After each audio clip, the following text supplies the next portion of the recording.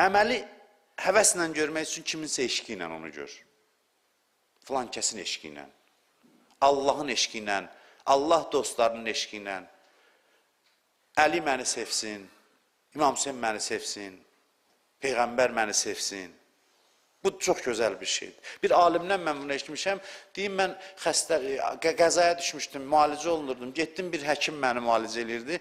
Diqqətimi çəkən bu oldu ki, görüm, həkim Quran oxuyur boş vaxtlarında. Mənim diqqətimi çəkdi, görüm, tərcümə ilə Qurana baxır filan. Üzündən, zahirindən elə bir dindar qiyafəsi də yoxdur, amma gördüm ki, Quran oxuyur. Deyim, mən də gəldim, diqqətimi çəkdi, oturdum, bu ilə söhbət elədim. Dedim, necəsiz filan, dedim, mən Quran oxuyuram, Allahın kitabı da öyrənirəm.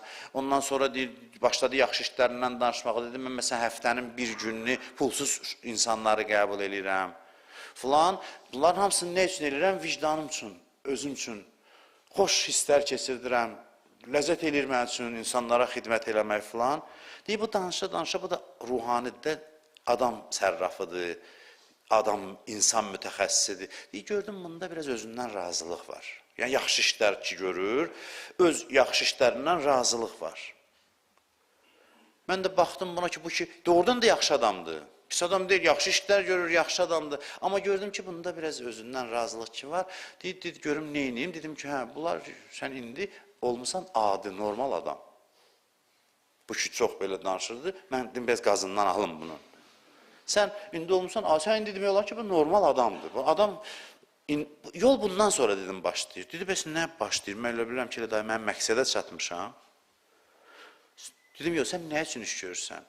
Dedi ki, vicdanımı razı salmaq üçün. Dedim, yox, sən bilsən neynə? Sən bir məşuqda aşiq olana, onun eşqi üçün bu işləri gör. Başqası üçün gör. Mənim vicdanımda yenə mən var. Yenə məni qatmısan bu işə. Mən qatıldısa, yolu tam gedənməyəcəksən. Yarıda dayanacaqsan. Sən gətir bunu bir məşuqda, onun sevgisi üçün elə. Görəcəksən, onda ləzzətli olur. Ləzzətli olur və nə qədər də eləyirsən, görəcəksən, az eləmirsən. Bax, əsas məsələ budur. Eşqi gəldi ortaya, da demişsən, mən filan şey. Deyirsən ki, mən neynədim ki? Bu mən neynədimkinin xeyri nədir? Dayanmırsan da deməli. İstəyirsən, daha artıq eləyəsən. Onda daha çox inkişaf eləyirsən. Bir vaxt deyirsən, mən daha eləyirəm da. Ona dayandın sən artıq. Sən ki, razı olmursan, elədikcə daha da xəcalətli olursan, bu neynir? Bu sənə motivasiya yaradır, daha çox eləyəsən və sən inkişaf edirsən. Sən inkişafın yolu budur ki, kiminsə eşqinə əməl elə. Deyirəm, sən mənə ayıltdın, mən elə bilirdim, adamam. Sən demək ki, mən hələ adam ola bilərəmmiş, bundan başlayır ki, bu işləri gör ki, bilinsin ki, səndən adam çıxar. Sən hələ yolun heç başlanğıcına gəlməmsən, sən hələ özün üçün nəsə eləyirsən. Yaxşı işi də özün üçün eləyəndə, bu öz bir gün sönür, həvəsin olmur davamlı getməyə.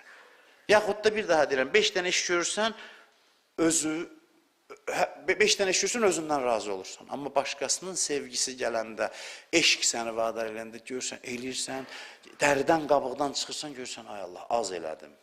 Az elədim və ləzzət gəlir sənə, məşğu və xidmət.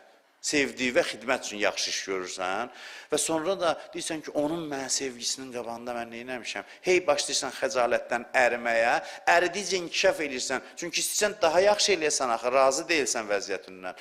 Razı olmadıqca daha yaxşı eləməyə can atırsan və bu şəkildə də inkişaf edirsən.